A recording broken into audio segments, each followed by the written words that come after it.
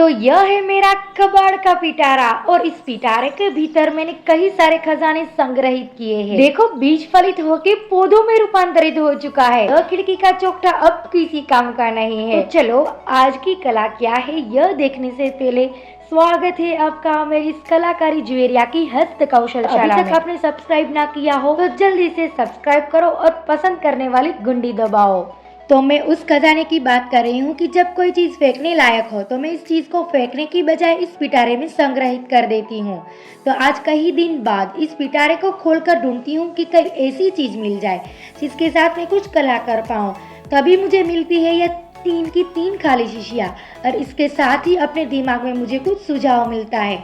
इसलिए मैंने चाकू और स्लिपर चूर्ण को भी बाहर निकाल दिया और पिटारे को अपनी जगह पर प्रस्थान कर दिया। पहले मैंने टहनियाँ काटने वाली कैंची से शीशे के मुख पर प्रहार किया और मुख को खोलकर शीशी को खुला कर दिया और अब इस शीशे के मध्य हिस्से को काटकर इस शीशी का 2 फाड़िया करना है। इसलिए मैंने चाकू से काटने की कोशिश की लेकिन यह शीशी काटने का नाम ही नहीं ले रही। फिर मैंने लकड़ी वाले चाकू से काटने की कोशिश की फिर भी नहीं कटा। तो अंतिम बार में मैंने वही चाकू का इस्तेमाल किया जिससे मैंने मुख को काटा था और अंत में शीशी का 2 हिस्सा हो गया। फिर कपड़े काटने वाली कैंची से दोनों भाग की धार को समान कर दिया ताकि टेढ़ी मेढ़ी ना रहे। फिर शीशी के ऊपरी वाले भाग को शीशी के निचली वाले भाग के भीतर खोस दिया और अंदर से ठपाठप समान कर दिया ताकि किसी को लगे ही नहीं कि यह 2 हिस्सों में कटा हुआ था। फिर मैं ले आती हूँ सफेद वाला लेप और इस लेप को पूरी शीशी पर लिपन करती हूँ। मैंने इस शीशी पर इसलिए लिपन किया क्योंकि जहाँ पर शीशी कटी हुई थी वैसा इस लिपन के भीतर छिप जाए। जब एक बार यह लिपन सूख जाए फिर मैंने उठाया सफेद रंग और सफेद रंग से शीशी को नहला दिया और शीशी को धूप में छोड़ दिया सूखने के लिए। जब लिपन और रंग दोनों सूख गया तब मैं ले आई ऐसी खूंटी जिसके तहत हम किसी भी चीज को टांगते हैं। मैंने इस खूंटी को 2 हिस्सों में काट दिया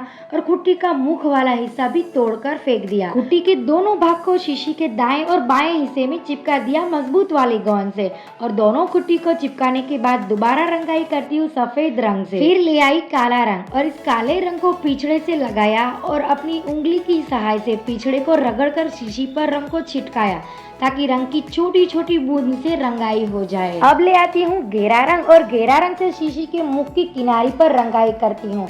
थोड़ा खूंटी का आसपास भी रंगाई करती हूँ ताकि यह शीशी पुरानी कला का प्रदर्शन करे। जब सारे रंग सूख जाते हैं तब मैं लाती हूँ नारियल के भूसे को और इस भूसे को शीशी के भीतर स्थापित करती हूँ। इसके बाद डालती हूँ भिन्न प्रकार की खाद युक्त मिट्टी। फिर बड़े बड़े गमले में उगे हुए पौधों से छोटी छोटी टहनियों को काट के इस शीशी में छोटे छोटे पौधों का अनावरण करती हूँ और दूसरी शीशी में सदाबहार पौधे की टहनियाँ उगाती हूँ। अब जो लोग यह बोलते हैं कि हमारे गृह में तो यह पौधों के लिए जगह ही नहीं है, हम ये पौधे कहाँ लगाए या फिर हम बड़े बड़े गमले को कहाँ प्रस्थान करें, तो मैं उन लोगों को यह बताना चाहती हूँ कि यह गमले आपके गृह के लिए काफी है। ऐसे ही मेरे पास ये बड़ा वाला डिब्बा कई दिनों से संभाल कर रखा था। तो अब बारी है इस डिब्बे पर कलाकारी करने की। प्रथम मैंने शीशी की तरह इस डिब्बे का मुख को भी काटने की कोशिश की। फिर मैंने डिब्बे के मध्य में ही काटना शुरू किया क्योंकि पहले मैंने कुछ और सोचा था। बड़ी जहमत के बाद अंत में मैंने डिब्बे को 2 हिस्सों में काट ही दिया। अब डिब्बे के ऊपर की किनारी को दोहरा किया ताकि इसकी धार किसी को चुभे नहीं। और अभी तक आपने सब्सक्राइब ना किया हो तो पहले जल्दी से सब्सक्राइब कर दो और टिप्पणी कक्ष में अपने अपने सुझाव डालो कि आने वाले चलचित्रण में मैं क्या कलाकारी दिखाऊं।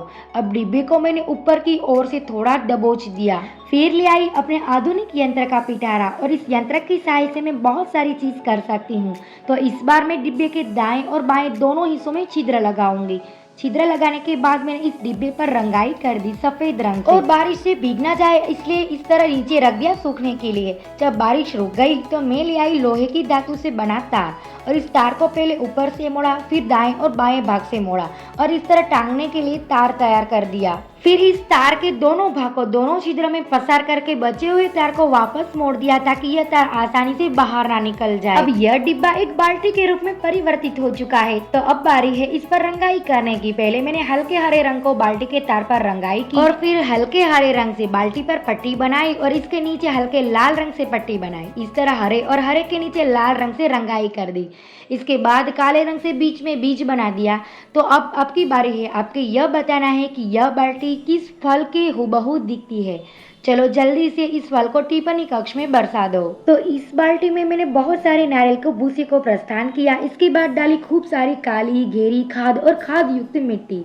साथ में डाला थोड़ा सा चूना और जिस बीज को मैंने मीशो से खरीदारी की थी, यह बीज अब फलित होकर इस तरह पौधों में बन चुका है। तो इस पौधे को इस बाल्टी में मैंने स्थानांतरित किया, साथ में बोए कई सारे टहनियाँ और अंत में डाला थोड़ा सा जल। अब आप इस बाल्टी को कहीं पर भी टांग के रखो या ऐसे ही कहीं पर प्रस्थान करो, सुंदरता तो बाकी बढ़ने वाली है।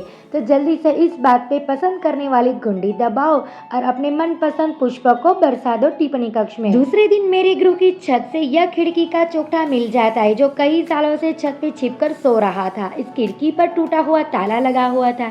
कई सारी जगह पर लोहे के कील और कांटे लगे थे। प्रथम मैंने पेचकस के टूटे हुए ताला निकालने की कोशिश की, इसलिए मैंने ताले पर लगे कील को हटाया, लेकिन यह ताला सालों से इस खिड़की के साथ चिपक गया था, इसलिए निकालना मुश्किल हो गया। फिर पकड़ की सहायता से अंत में यह ताला निकाल दिया। इस खिड़की पर लगे अधिक लकड़ी की पट्टियां थी, इसे भी पेचकस की सहायता से उखेड़ दिया। फिर आती है लोहे की कील निकालने की बारी, किंतु यह कील तो हिल भी नहीं रहा था। मैंने कई सारी कोशिश की, यंत्र से पेचकस से भी नहीं निकला। तो फिर पकड़ की सहायता से अंत में यह मैंने उखेड़ ही दिया।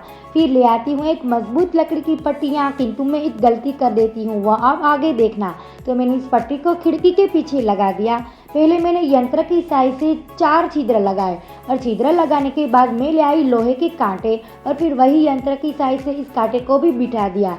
तो यह कुछ इस तरह से बैठ चुका है, किंतु पहले मैंने मिट्टी तो साफ की ही नहीं थी, क्योंकि जब मैं छिद्र लगाती तो वह फिर से खराब हो सकती थी। इसलिए पट्टी को बिठा के मैंने भीगे हुए पोछे से पूरी खिड़की और पट्टी की सफाई कर दी। फिर ले आई 2 बहुत ही पुरानी खिड़की से निकाले गए हत्थे। यह हत्थे तो काफी जीर्ण स्थिति में थे। तो पहले मैंने एक रसायन के अंदर इस हत्थे को डाला और पिछड़े की सहायता से दोनों हथों की धुलाई की जितनी यह साफ हो सकती थी। तो अब बारी है रंगाई करने की। मैं ले आई पीला रंग और पीले रंग से मैंने खिड़की और पट्टी का प्रथम स्तर की रंगाई की। फिर ले आई गहरा रंग और गहरे रंग से वही पीले रंग के स्तर के ऊपर दूसरा स्तर बनाने के लिए रंगाई की। और 2 हत्था जो मैंने धुलाई करके साफ करके रखा था, उस हत्थे को मैंने पट्टी के ऊपर रखकर प्रमाणित किया। फिर यंत्र की सहायता से पट्टी के पीछे मैंने 4 छिद्र लगाए और इस छिद्र के भीतर लोहे के कील खोसकर इस हत्थे को दोनों भाग से जोड़ दिया। इस हत्थे को जोड़ने के लिए पहले मैंने पेचकस की सहायता ली, फिर ना हो पाया तो फिर से यंत्र की सहायता ली और अब यह हत्था बड़ी मजबूती से चिपक चुका था। तो अब की बार मैं ले आई चमकीला रंग और जहाँ पर हमने रंगाई की थी उसी जगह पूरी खिड़की कर मैंने इस चमकीले रंग से रंगाई। तो अब यह खिड़की बनके तैयार है, हमारी खाना परोसने वाली डिश, जिसके साथ हम जल और चाय को भी परोस सकते हैं। तो आपको यह खिड़की से बनी डिश कैसी लगी टिप्पणी करके बताओ। और अगर आपके पास इस तरह की खिड़की या लकड़ी के चौखटे होते तो आप क्या करते, यह भी बता दो। साथ में यह भी लिख देना कि आप यह चलचित्रण किस शहर से देख रहे हो। तो मिलती हूँ जल्दी एक नए चलचित्रण के साथ। तब तक के लिए जल्दी से पसंद करने वाली घंटी दबाओ और अभी तक आपने सब्सक्राइब ना किया हो तो जल्दी से सब्सक्राइब भी करो।